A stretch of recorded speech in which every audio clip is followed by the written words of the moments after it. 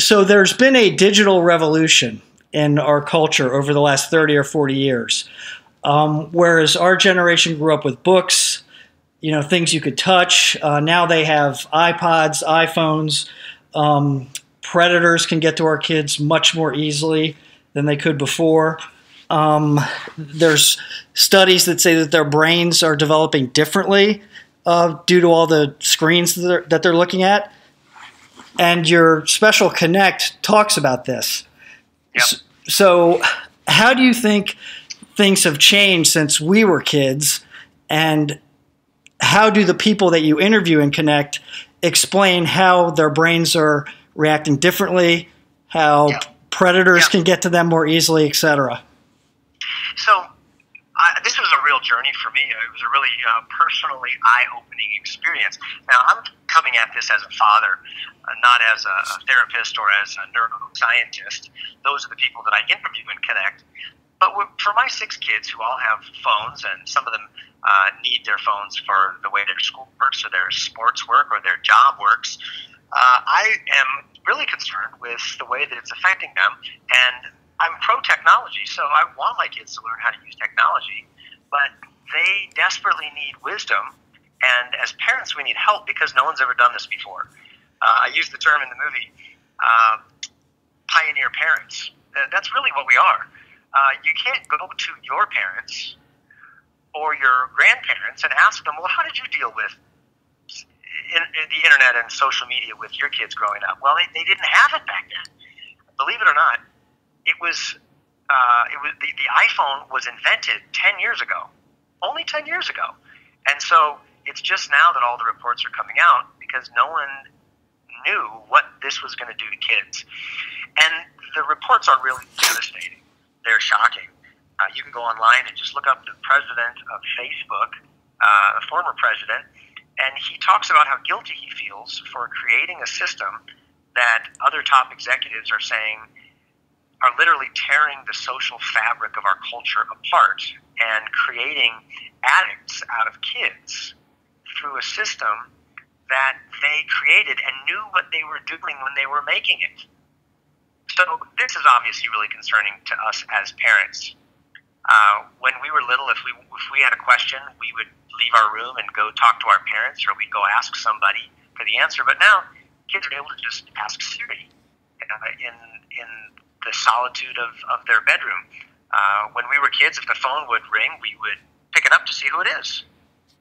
Now, if the phone rings, you can look at it and see who it is and decide to accept or decline.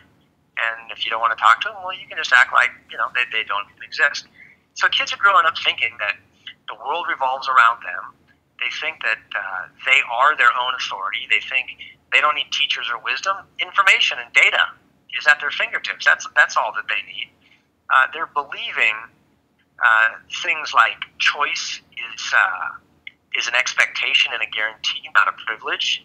And so, everything should have a drop-down menu from,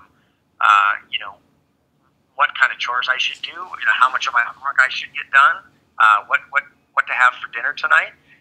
Their whole world is being shaped by digital technology and social media to the point where it's even physiologically rewiring their brains with what scientists call a social feedback loop, releasing a chemical in their brain that causes them to be addicted to overexposure and overuse of digital media.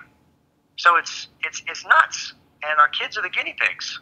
Nobody's ever done this before. That's why I made Kinect, to give parents real help parenting children in a social media age. Yes, and for those listening, I'm talking to Kirk Cameron, who is one of the stars of and presenters of and producers of Kinect, which is a film that's going to be in theaters nationwide on Tuesday, February 27th and Thursday, March 1st at 7 p.m. And as you can probably glean, it's about our digital age and how it's affecting our children. And there are several things that the film touches on. The cerebral, how it affects the brain, the spiritual, the psychological. And it's really comprehensive, which I liked because it went from sort of all the prongs, on the stool. And one of the people that I found fascinating and a little bit terrifying was Tim Woda, who founded a company called You Know Kids because his son got approached by a would-be predator on Facebook. And as the film makes really terrifyingly clear, this guy's a good father, an involved father, a conscientious father, and yet this predator was trying to do kind of a digital end run around him, and had he not been so proactive, might have succeeded. Yeah, that's really terrifying. And there's no piece of technology that could really prevent that kind of thing from happening at the time, and that's why he decided to stop all other things, and as an entrepreneur, create some technology that could help parents more closely monitor their kids and what their life is looking like online. So, one of the myths is that you can block and filter content so that your kids won't be coming in contact with it. But what if your kids are the ones that are actually producing the content? What if it's your kids who are getting in with the wrong crowd and they start sexting their friends at 10 and 11 years old? I mean, this is really happening.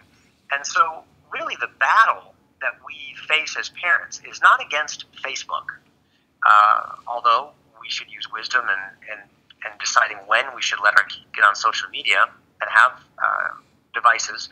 But the real battle is the battle of the heart and the mind of this generation.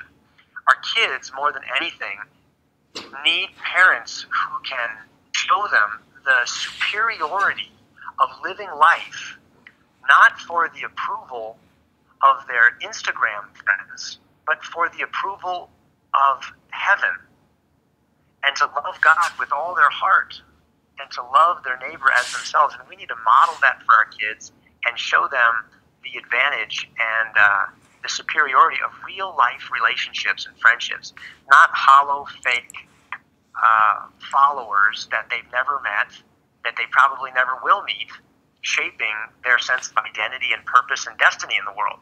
I mean, that's just nuts, but it's the only world our kids know today. And you know what was a theme that was the most salient to me was the difference between teaching and training. You brought that up a couple times. I think Pastor Ken Graves was one of the people talking about it. And that, to me, is really profound because, I went to Catholic school, went to Jesuit school, and there is a difference between teaching, don't touch the stove, it's hot, and training, which is, no, at the dance, this is how you speak to a young lady. This is what you do when she says no. This is how a gentleman behaves. And almost like that, I don't want to say Jedi training, but the emphasis on training, which I think he cited scripture also, that's an important distinction, and it's something that gets to the heart of this, in my opinion. I'm so glad that you brought that up, and I love your phrase Jedi training. I mean, that's really how you learn to be a Jedi, is you need an Obi-Wan to get in there and to show you, or a Yoda, and show you what to do. And that's what parents can be. So instead of being scared of social media, let's face it, it's not going anywhere. Technology and smartphones aren't going anywhere. If anything, it's only going to become more and more a part of our lives as TVs and computers and smartphones and everything merge into one device, to where that's where we operate, the majority of our lives. You're going to be able to turn your lights on and off, adjust the temperature in your home, watch a movie, watch TV, and text your friends all through the same device. I mean, we're basically there now.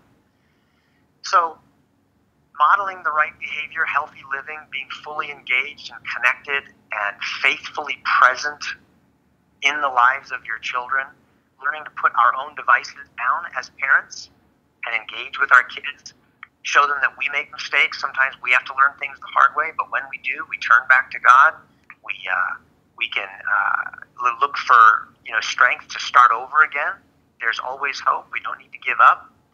And we can use technology for good things. We can broaden our perspectives. We can visit other places in the world. We can learn things that we never had access to before that can make the world a better place.